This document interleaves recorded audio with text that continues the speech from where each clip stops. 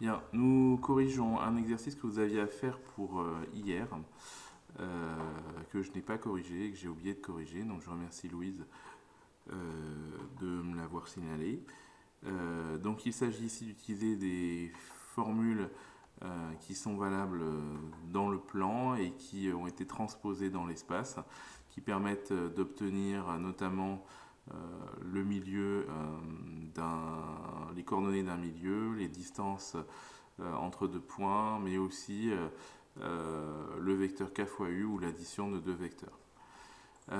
Donc ici, pour calculer les coordonnées, on vous donnait deux points A et B par leurs coordonnées. On vous demandait un certain nombre d'opérations élémentaires sur les coordonnées. Donc en commençant par trouver les coordonnées de I, le milieu de AB. Ceci se fait relativement simplement. Pour les coordonnées de I, le milieu de AB, on va trouver 1,5, 3,5 et 1,5 en faisant la moyenne des abscisses ici, la moyenne des ordonnées et la moyenne des cotes. Pour le vecteur AB, on va faire donc les coordonnées du point B au T auquel on enlève les coordonnées du point A et on obtient moins 5, 3, 3. Pour le vecteur AI, deux solutions. Soit on prend le point A et le point I et on calcule les coordonnées et puis on trouvera moins 5,5, 3,5 et 3,5. Soit on dit que AI est égal à 1,5 du vecteur AB. Et donc ici, on prend donc le vecteur AB et on divise par 2 ces coordonnées. Pour AI plus AB, on va tout simplement additionner ces coordonnées, les abscisses ensemble, les ordonnées ensemble et les cotes ensemble. Ce qui... du coup, donnera, quand on met au même dénominateur, etc., 15,5, 9,5 et 9,5. Pour la distance AB, ici, on calculera à chaque fois la racine carrée de xb moins xa au carré, plus yb moins yk au carré, plus zb moins za au carré. Bon, bref, rien que des choses très classiques qui viennent des formules qu'on voit en seconde et qui sont transposées ici dans l'espace.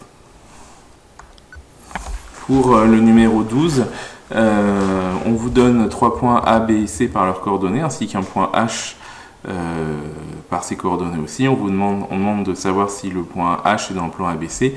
Donc ici, on se situe dans ce dessin-là. On imagine donc que les points A, B et C sont forcément coplanaires, puisqu'il s'agit de 3 points. Et donc on peut dire que le vecteur AB et le vecteur AC forment une espèce de base. Et l'idée, c'est pour savoir si le point H est dans le plan ABC, il suffit de démontrer que le vecteur AH est coplanaire avec AB et AC. Donc pour savoir s'il est coplanaire, eh bien, il faut donc arriver à déterminer que le vecteur AH est une combinaison du vecteur AC et AB. Donc ici, il nous faut donc les coordonnées du vecteur AH qui sont calculées ici, les coordonnées du vecteur AB qui sont calculées ici, et les coordonnées du vecteur AC qui sont calculées ici. Et donc on explique que H il appartiendra à ABC si et seulement si il existe, donc ce petit E, je rappelle, ça veut dire il existe, hein, si et seulement si il existe deux nombres alpha et bêta tels que AH est égal à alpha AB plus bêta AC, ce qui correspond à l'idée que AH est égal à une combinaison du vecteur AB et du vecteur AC.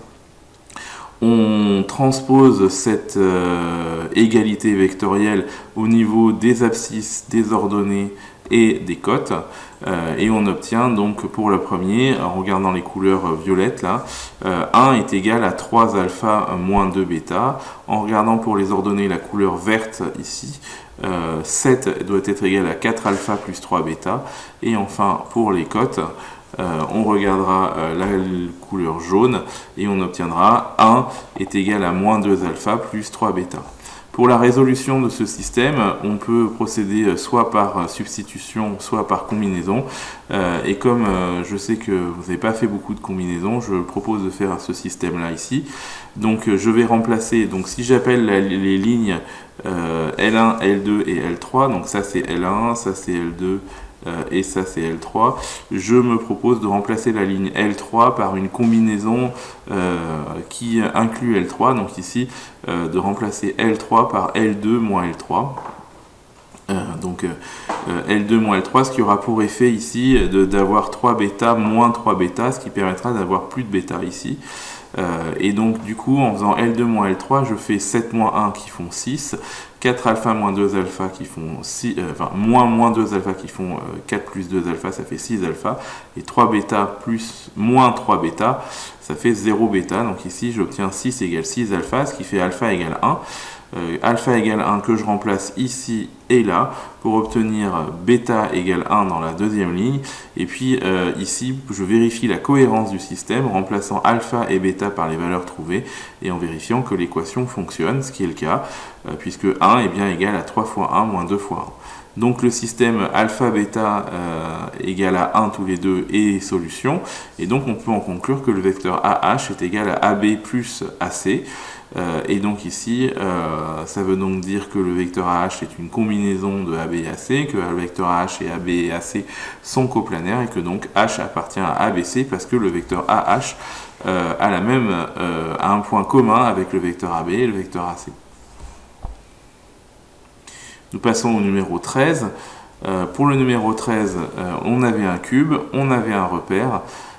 Et on vous demandait, comme c'était très guidé, de trouver les coordonnées des vecteurs AK, HI et AJ, sachant que IJK étaient les milieux de certaines arêtes. Donc on donnait les coordonnées dans ce repère de A et de K.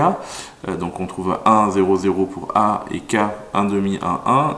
Et du coup, le vecteur AK, ici, c'est donc les coordonnées du point K moins les coordonnées du point A. On trouve moins 1 demi, 1 et 1.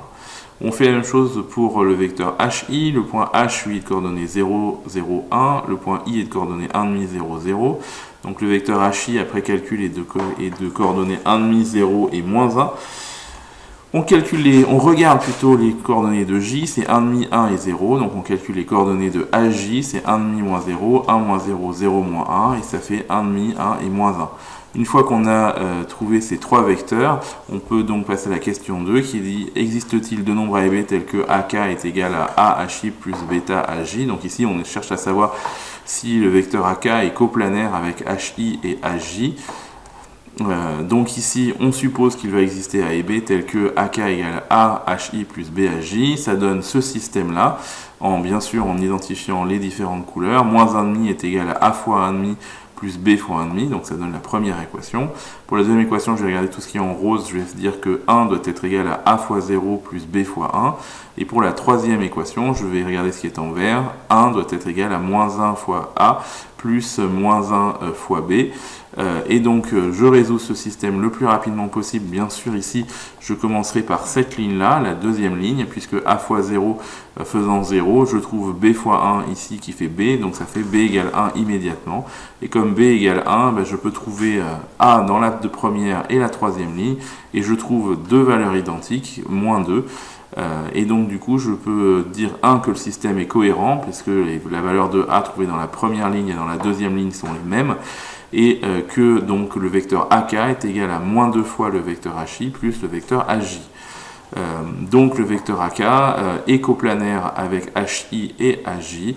Et attention ici, comme le point A n'est pas dans le plan HIJ, on va donc dire que finalement la droite AK est parallèle au plan HIJ. On ne pourra pas dire que le point K est dans le plan HIJ, puisque ici on n'a pas le point d'attache du vecteur AK qui est dans le plan lui-même. Donc voilà, AK parallèle à HIJ. Je reviens dans votre cours dans une méthode qui s'appelle démontrer l'alignement par décomposition de vecteurs. C'est page 5 de votre cours. Vous avez ABCDEFGH qui est un cube, on a I qui est le milieu de AH et J le point de FI tel que FJ égale 2 tiers de FI. Et on demande de démontrer que E, J et C sont alignés. Ce qui va être important ici, c'est deux choses. La première, se rappeler un résultat de seconde, qui est que lorsque on cherche à démontrer que trois points sont alignés, ça revient à dire que deux vecteurs formés par ces trois points doivent être collinéaires. Donc ici, en l'occurrence, on va essayer de démontrer par exemple que le vecteur EJ qu'on peut voir sur le dessin ici. Alors le vecteur EJ, je vais essayer de le dessiner dès que j'aurai retrouvé le point E, il est ici. Donc le vecteur EJ qui est ici, on va essayer de démontrer qu'il est collinéaire avec le vecteur EC qui est ici. Et si, comme ces deux vecteurs sont collinaires, ils ont la même direction et en plus ils ont un point commun, du coup, comme cette extrémité commune les rapproche, on peut finalement conclure que E, J et C seront alignés. On peut faire cet exercice de deux façons. La première, c'est celle qui vous est proposée en utilisant une décomposition à l'aide de la relation de Schall, et on peut le faire aussi d'une autre façon en utilisant un repère de l'espace et en utilisant les coordonnées. Donc les deux méthodes sont faisables. Je vais faire seulement celle par décomposition de vecteurs, mais bien sûr, vous pourriez trouver les coordonnées du point E dans le repère qui est en rouge sur le dessin, les coordonnées du point I, puis les coordonnées du point C, et une fois que vous avez toutes ces coordonnées, eh bien calculez le vecteur EI, le vecteur EC, non, le vecteur EJ pardon, et le vecteur EC, et démontrer qu'ils sont collinaires. Donc c'est assez long, hein, et ici la décomposition par vecteur est tout aussi efficace. La solution est la suivante. Donc on va décomposer le vecteur EJ. On va essayer de le décomposer grâce aux trois bases qui sont en rouge. C'est ce que nous suggère l'aide. Hein. Les vecteurs AB, AD et AE sont non coplanaires. Ils forment un repère de l'espace de centre A. Il est donc possible de décomposer ces deux vecteurs, EJ et EC, en fonction de ces trois vecteurs. Donc pour ce faire, on va commencer par décomposer le vecteur EJ. Le vecteur EJ, je vais donc le dessiner. Il est ici. Et le vecteur EJ, pour simplifier les choses, on va le décomposer déjà en deux morceaux. On va dire que c'est le vecteur, alors je change de couleur, je vais prendre du orange, que c'est l'équivalent du vecteur EF plus le vecteur FJ. Alors pourquoi cette décomposition? Parce que ici le vecteur EF c'est directement le vecteur AB, et donc ici je vais pouvoir remplacer à la deuxième ligne le vecteur EF par AB. Pour ce qui est du vecteur FJ, c'est intéressant parce que le vecteur FJ, je l'ai ici. Je sais que c'est 2/3 du vecteur FI, donc c'est ici ce qui se passe. Je remplace FJ par 2/3 du vecteur FI. Le vecteur FI, maintenant je vais essayer de regarder ce dont il s'agit. Le vecteur FI, il est ici, je vais le dessiner. Donc le vecteur FI. Ici, l'idée c'est de le décomposer en essayant d'utiliser les trois vecteurs rouges. Donc pour cela, je vais donc le décomposer suivant le vecteur FB d'une part, suivi du vecteur BA d'autre part, et ensuite du vecteur AI, et là le vecteur alors FI, je me suis trompé, il est jusque là. Hop. Voilà. Et donc ce qui fait que je vais décomposer déjà le vecteur FB, je vais pouvoir le remplacer par moins le vecteur AE, le vecteur BA, je vais pouvoir le remplacer par moins le vecteur AB, et puis le vecteur AI, là il va falloir que je travaille un peu dessus. Donc ici j'écris que donc FI est remplacé par FB plus BA plus AI. Du coup j'obtiens AB égale 2/3 de moins AE moins AB, et puis le vecteur AI ici, l'idée c'est de se dire que c'est la moitié du vecteur AH, et que ce vecteur AH en fait il est égal à ce vecteur là plus celui-là dans le cube, hein, dans la face du cube. Ici ce vecteur là plus celui-là, ça donne celui-là. Donc ici je vais pouvoir remplacer le vecteur AH par AD plus AE, et tout en développant en même temps. Et donc du coup au final j'obtiens le vecteur EJ qui est égal à 1/3 de AB plus 1/3 de AD moins 1/3 de AE. Pour le vecteur EC, ça va être beaucoup plus simple. Le vecteur EC, alors on va effacer tout ça. Le vecteur EC, il est ici. Le vecteur EC, on va le décomposer en trois composantes. La première qui va être d'abord de dire que c'est le vecteur EA, puis après que c'est le vecteur AB, puis ensuite que c'est le vecteur BC. Ces trois vecteurs mis bout à bout forment le vecteur EC, et EA peut être remplacé par, très avantageusement par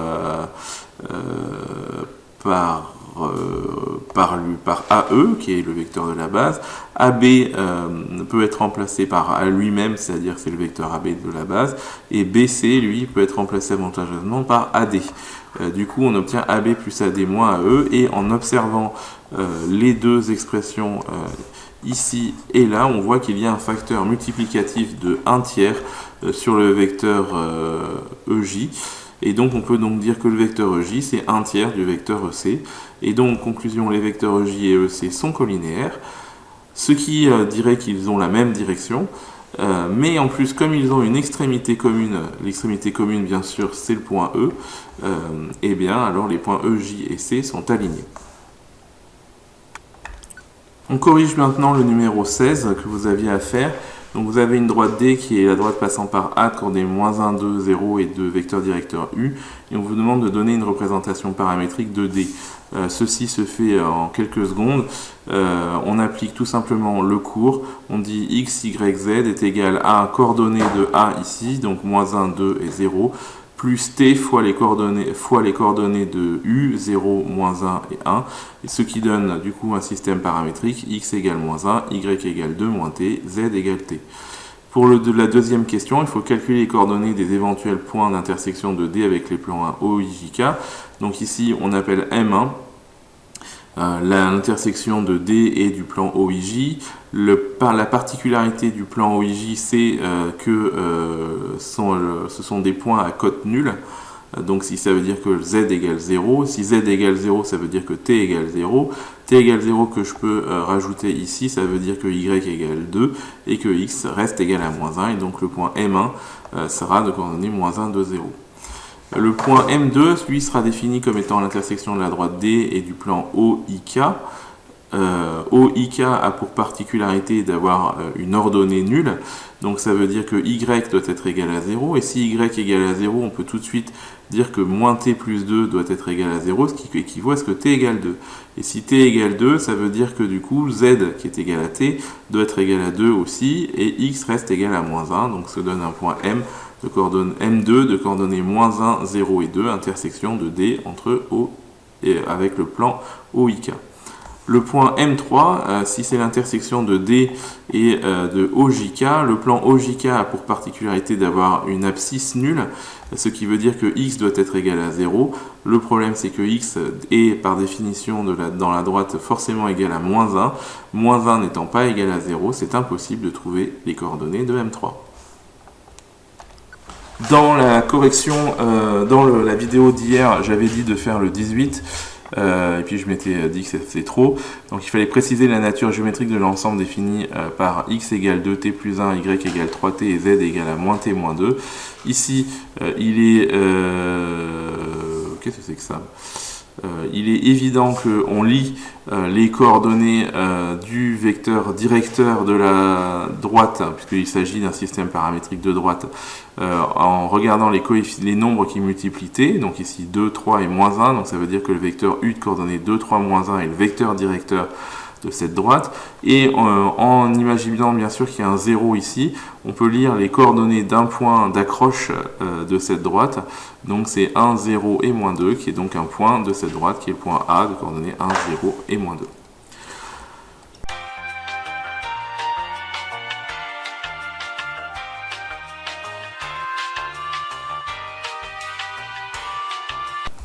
Je vous propose donc de faire le numéro 19. Je vous propose, donc ici il s'agit d'un cube d'arête 1, le point I est le milieu de l'arête EA. On choisit un repère que j'ai mis en rouge qui s'appelle A, AB, AD, AE, et on vous demande de donner une représentation paramétrique de la droite IG. C'est la première question. Donc ici, pour donner une représentation paramétrique de la droite IG, c'est très simple, il faut trouver les coordonnées de I ici, trouver les coordonnées de G, calculer les coordonnées du vecteur IG, et une fois qu'on a calculé les coordonnées du vecteur IG, dire que trouver le système paramétrique de droite à l'aide du vecteur IG que vous aurez trouvé là, et puis par exemple le point d'accroche. Alors on a le choix entre I et G, disons avec le point I. Donc une fois vous me trouverez ensuite donc le système paramétrique de la droite IG. Et cette droite IG, on va chercher ensuite son point d'intersection avec le plan ABC. Donc on va appeler K ce point. Et donc il faudra trouver une condition sur ce système pour que le point K appartienne à la fois à la droite IG et au plan ABC. Et il faudra trouver ici les coordonnées de K. Donc je vous laisse marquer une pause et je vous demande de faire l'exercice tout de suite.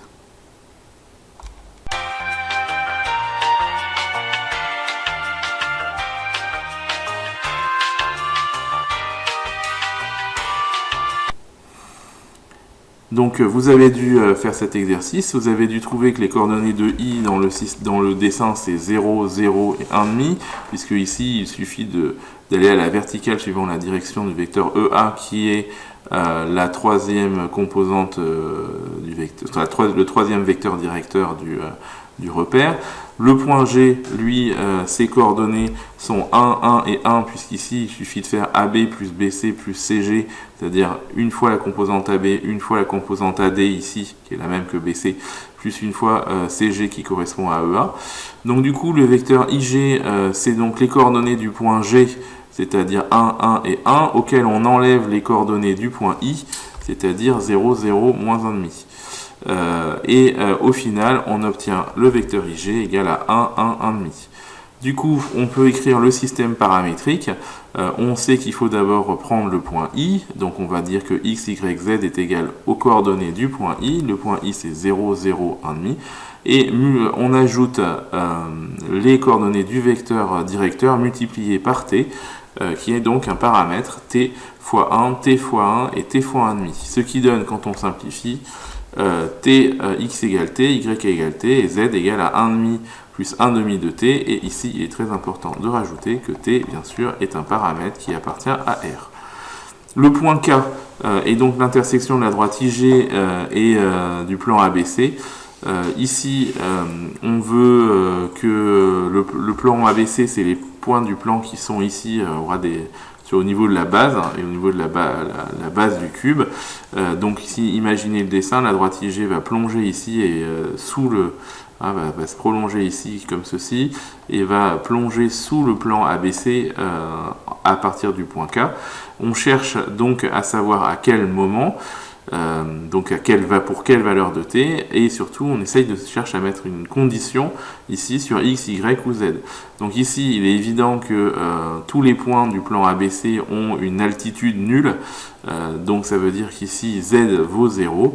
Je vous laisse chercher quelques secondes à quelle valeur de t ça correspond, et du coup quelle valeur de x, y et z ça correspond. Je marque une petite pause et vous me trouvez les coordonnées de K.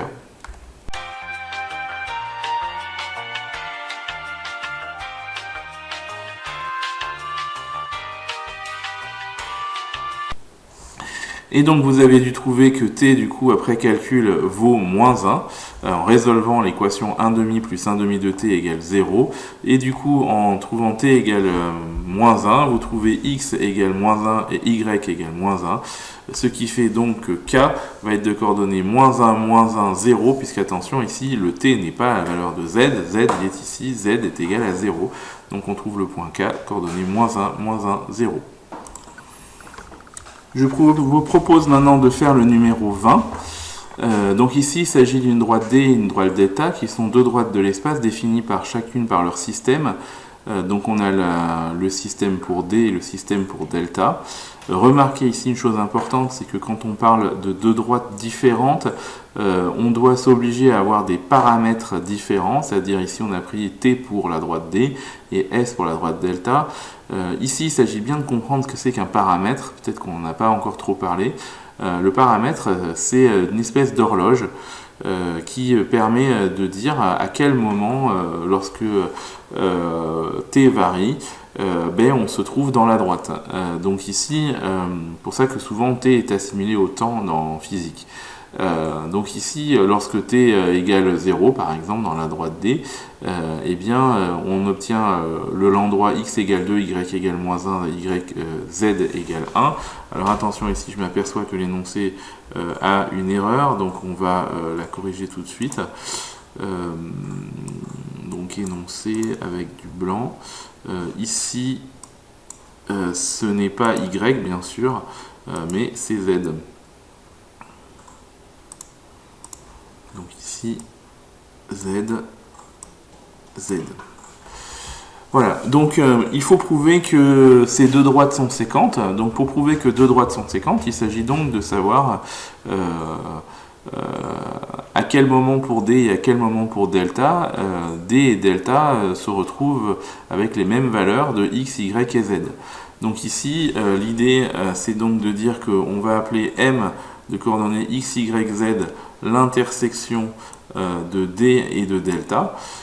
Et donc ici, ça veut dire que si on est en x, y, z, ça veut dire que le membre de gauche, enfin le système de D, et à ce moment-là est égal exactement au système de delta.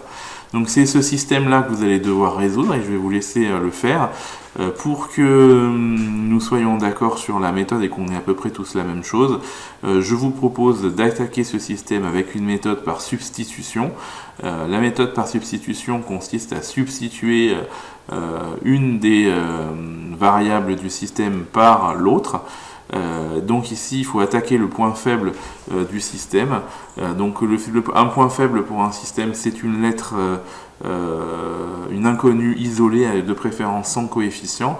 Donc là, on en a deux. On a S ici et T.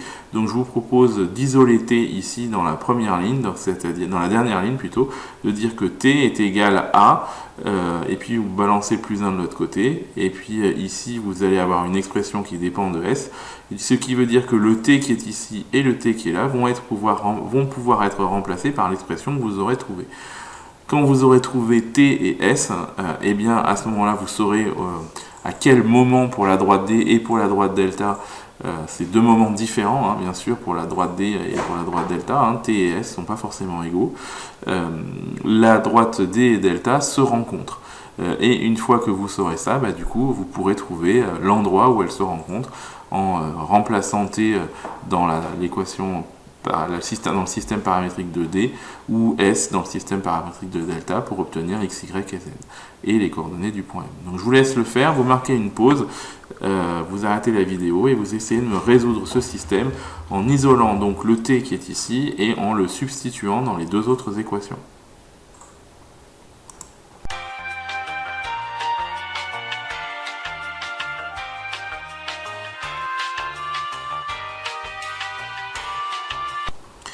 Voilà, vous avez dû trouver. Donc ici, quand on isole T, on retrouve T égale à moins S plus 1, puisque ici le plus 1 va devenir moins 1.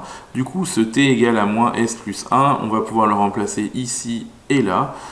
Donc du coup, on obtient 3 facteurs de moins S plus 1, le tout plus 2, égale S plus 1. Et puis dans la deuxième équation, à la place du T, on met toujours moins S plus 2. Moins S plus 1 plutôt, et donc on trouve moins S plus 1 plus, alors là c'est pas très bien écrit, c'est plutôt moins 1, est égal à 2S moins 3. On résout le système, donc ça on se le traîne pour l'instant, donc on peut en faire grand chose. Ici il faut développer et essayer d'isoler S, donc ici on obtient moins 3S plus 3 plus 2 est égal à S plus 1, donc là j'ai fait que développer. Là je développe ici, on obtient plus S moins 1 est égal à 2S moins 3.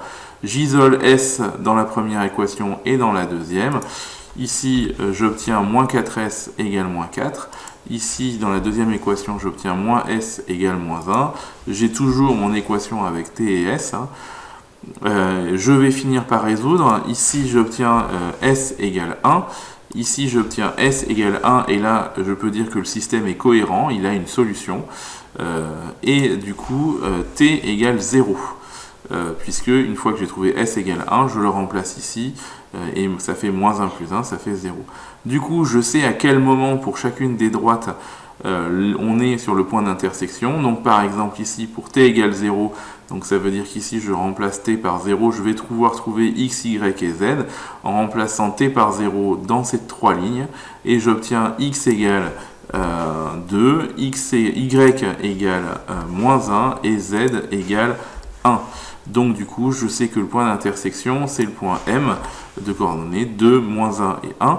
J'aurais pu très bien prendre la valeur de S ici, puisque c'est le moment où dans la droite delta est au niveau de son point d'intersection. Donc ici, si je remplace S par 1, j'obtiens 1 plus 1, ça fait 2. Ici, j'obtiens 2S moins 3, ça fait 2 moins 3, ça fait moins 1. Et ici, j'obtiens moins 1 plus 2, ça fait 1. Je retrouve bien sûr les mêmes valeurs de x, y et z. Et là, je suis certain de ne pas m'être trompé, puisque les valeurs de S et de T me donnent la même valeur pour x, y et z. Et donc, le point d'intersection, c'est bien le point M de coordonnées 2, moins 1 et 1. Je vous propose maintenant de faire le numéro 24 ensemble. Donc, on demande à étudier la position relative de deux droites, la droite D et la droite D'. Avant qu'on continue, je voudrais qu'on soit tout à fait clair avec cette idée-là. Donc ici, hop. Si on prend deux droites, alors je vais me mettre comme ceci. Si on prend deux droites dans l'espace, il y a différents cas possibles. Soit elles sont parallèles, comme ici, soit ici elles sont confondues et de même direction, donc elles sont aussi parallèles. Soit elles sont séquentes, soit enfin elles sont non coplanaires, c'est-à-dire ici elles n'ont aucun point d'intersection mais ne sont pas parallèles. Donc 4 cas possibles pour les droites dans l'espace, je répète, confondues, parallèles, séquentes, non coplanaires. Donc ici les deux droites, enfin les 4 possibilités sont ouvertes. Donc les exercices que nous allons faire vont être très importants parce que la méthode pour savoir la position relative de deux droites est très marche par étapes. La première étape, c'est d'essayer de voir si la droite D et la droite D' seraient parallèles ou confondues. Autrement dit, si on serait dans le cas où on aurait soit comme ça, c'est-à-dire que les deux droites auraient la même direction. Donc ici, il s'agit de savoir si les vecteurs directeurs de ces deux droites sont collinéaires ou pas. Donc ici, c'est la première étape. Si jamais les vecteurs sont collinéaires, alors vous êtes soit dans ce cas-là, soit dans le cas où elles sont confondues. Et il faudra trouver une méthode pour distinguer les deux cas. Si jamais les deux vecteurs ne sont pas collinéaires, alors on a dans le cas où elles sont ou séquentes ou non coplanaires. Pour savoir si elles sont séquentes, on fera comme dans l'exercice précédent, on résoudra un système. Et dans le cas où elles ne seraient pas séquentes, c'est-à-dire où on ne trouverait pas de solution à ce système, alors on pourra enfin affirmer qu'elles sont non coplanaires. Donc le plus difficile, par exemple, c'est donc de démontrer que deux droites sont non coplanaires, parce qu'il faut d'abord démontrer qu'elles ne sont pas parallèles, qu'elles ne sont pas confondues, qu'elles ne sont pas séquentes, et donc du coup qu'il ne reste qu'une seule possibilité, c'est qu'elles sont non coplanaires. Donc, du coup... on va donc prendre nos deux droites D et D'. Remarquez au passage que chacune a son paramètre et que c'est pas parce que le paramètre T n'est valable que pour la droite D et le paramètre S n'est valable que pour la droite D'. Donc on va d'abord, je vais donc vous demander de me trouver les vecteurs directeurs de ces deux droites pour savoir si ces deux droites seraient parallèles ou confondues. C'est la première possibilité que vous devez évacuer. Et donc je vous laisse marquer une pause, me trouver le vecteur directeur de la droite D et le vecteur directeur de la droite D'.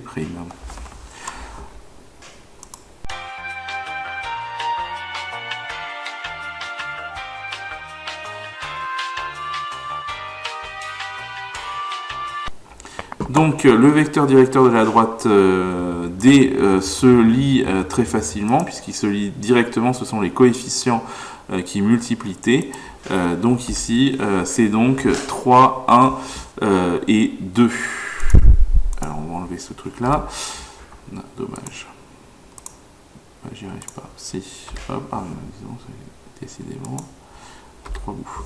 Le vecteur U', qui sera le vecteur directeur de la droite D', se lit en regardant les coefficients du nombre du paramètre S. Donc c'est 6, moins 2 et 4. Et maintenant la question c'est, est-ce qu'on voit une relation mathématique multiplicative entre le vecteur U et le vecteur U'? Et normalement, si vous observez bien, vous observez qu'il y a un facteur moins 2 qui permet de passer de U à U', et donc que le vecteur U' est égal à moins 2 fois le vecteur U. Donc à partir de ça, vous pouvez donc dire que les vecteurs sont collinéaires, et comme ils sont collinéaires, et bien du coup vous pouvez dire que les droites D et D' sont soit parallèles, soit sont confondues. Et donc il faut maintenant trouver une solution pour essayer de distinguer ces deux cas. Sont-elles parallèles ou sont-elles confondues? Alors pour cela, il faut peut-être envisager un dessin. Premier cas, si elles sont parallèles. Si elles sont parallèles, si on prend un point A sur la première droite et si on prend un point B sur la deuxième, eh bien le vecteur AB, si elles sont parallèles, eh bien le vecteur AB ne sera pas collinéaire ni avec U ni avec U'. Dans le cas où les deux droites seraient confondues, eh bien, si on prend un point A sur la droite D et toujours un point B sur la droite D', eh bien, si les deux droites sont confondues, le vecteur AB sera, lui, collinéaire avec U et U'. Donc, du coup, c'est très simple. Il faut trouver deux points appartenant respectivement à D et à D', calculer ces deux points, on va les appeler A et B, calculer le vecteur AB et regarder si il est collinéaire lui aussi ou pas avec U et U'. Donc vous allez bien sûr sortir le point A de l'équation paramétrique de D, vous allez sortir le point B de l'équation paramétrique de D' grâce à la définition, et une fois que vous aurez fait ça, vous allez me calculer le vecteur AB. Et on va regarder si ce vecteur est collinéaire avec U et U'. Je vous laisse marquer une pause et me dire si D et D' sont parallèles ou si D et D' sont confondus.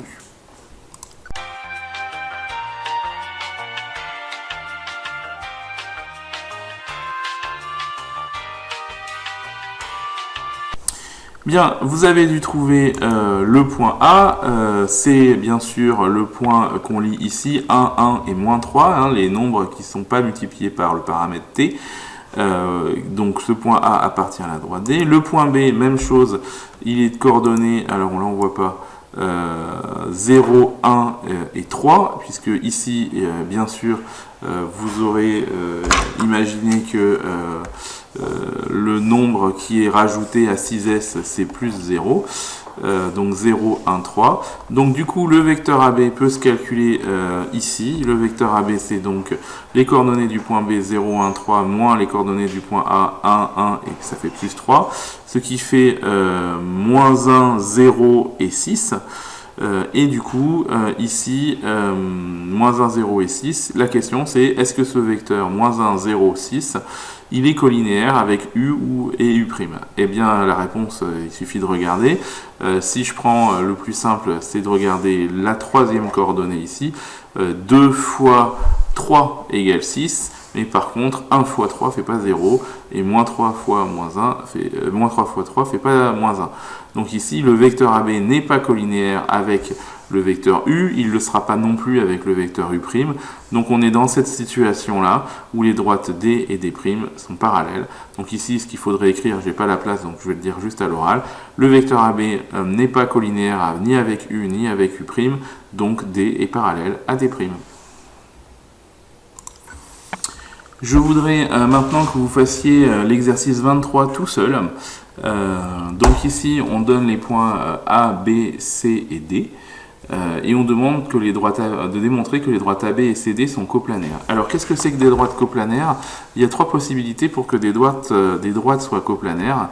La première possibilité, c'est que les deux droites soient parallèles. La deuxième possibilité, c'est que les deux droites soient confondues. Et enfin, la dernière possibilité, c'est que les deux droites soient séquentes. Dans ces trois cas-là, les droites sont coplanaires. Donc ici, si on vous demande de démontrer que AB et CD sont coplanaires, il faut donc arriver à déterminer dans laquelle de ces trois situations vous êtes. Donc la première chose à faire, c'est d'essayer de séparer le problème en deux. Donc ici comme ceci, c'est-à-dire s'agit-il de deux droites qui ont la même direction ou s'agit-il de deux droites qui n'ont pas la même direction. Donc ici, la droite AB aura bien sûr pour vecteur directeur le vecteur AB, la droite CD aura bien sûr pour vecteur directeur le vecteur CD, et donc vous pouvez avoir les directions en regardant les coordonnées du vecteur AB et les coordonnées du vecteur CD, voir si les deux vecteurs AB et CD sont colinéaires. Si AB et CD sont colinéaires, alors les deux droites auront la même direction et vous serez face à deux droites parallèles ou deux droites confondues. S'ils ne sont pas colinéaires, alors vous serez face à deux droites séquentes. Ou non coplanaires, puisqu'il existe, il ne faut pas oublier que le cas où les droites ne sont pas coplanaires, donc ça c'est un peu un cas à part que je vais mettre ici, il s'agit du cas où les droites ne sont pas coplanaires, donc par exemple ce dessin-là, où on va avoir une droite ici et une troisième qui va venir plonger ici, et qui va sortir derrière comme ceci. Donc là on est sur des droites, deux droites non coplanaires. Donc si jamais, alors deux cas de figure, soit vous trouvez deux vecteurs colinéaires et vous êtes là ou là, et donc après vous savez comment faire, on vient de le faire dans un autre exercice. Maintenant l'idée c'est dire qu'elles sont si les vecteurs sont non colinéaires, elles ne sont donc pas de la même direction, donc il y a ce cas-là ou ce cas-là. La différence entre les deux, c'est le point commun. Ici il y a un point commun, ici il n'y en a pas. Donc pour savoir si vous êtes dans ce cas-là ou dans celui-là, eh bien il faut résoudre le système qui dit que les deux droites sont séquentes. Donc ça on l'a fait dans un exercice, vous pouvez le faire.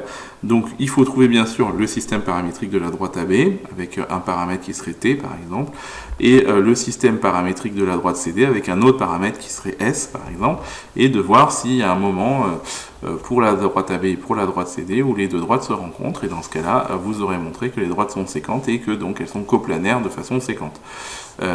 Et vous aurez évacué le cas non coplanaire. Donc vous faites le 23 pour demain. Toujours dans la même idée, vous ferez le numéro 21. Vous devez étudier la position relative de ces deux droites. Donc vous avez la droite D qui est définie par un point et un vecteur U. La droite delta est définie par le point B et le vecteur directeur V. Et vous devez étudier la position relative des deux droites. Donc je rappelle les quatre cas de figure. Sont-elles confondues? Sont-elles parallèles? Sont-elles séquentes ou sont-elles non coplanaires? Donc première étape, vous allez essayer de voir si elles sont portées par des vecteurs directeurs qui sont colinéaires, et donc savoir si elles ont la même direction ou pas, ces deux droites. Si oui, elles seront soit confondues, soit parallèles, à vous de savoir. Sinon, dans ces cas-là, elles sont soit séquentes, soit non coplanaires, et donc là, il faudra ensuite écrire. Donc pour savoir faire la différence entre les deux, vous écrivez le système paramétrique de la droite D et de la droite delta. Vous cherchez un point d'intersection, et si le système a une solution, ça veut dire qu'elles sont séquentes, et si le système n'a pas de solution, ça veut dire qu'elles sont non coplanaires et donc non séquentes. Enfin, pour vendredi, je vous essaierai d'avancer au maximum le numéro 107. Alors il n'y aura pas de QCM sur cette partie-là. Page 314, c'est l'exercice que nous ferons ensemble, nous corrigerons ensemble vendredi. Donc c'est un exercice où il y a un peu de tout. Donc du coup, je vous propose de le faire. Voilà.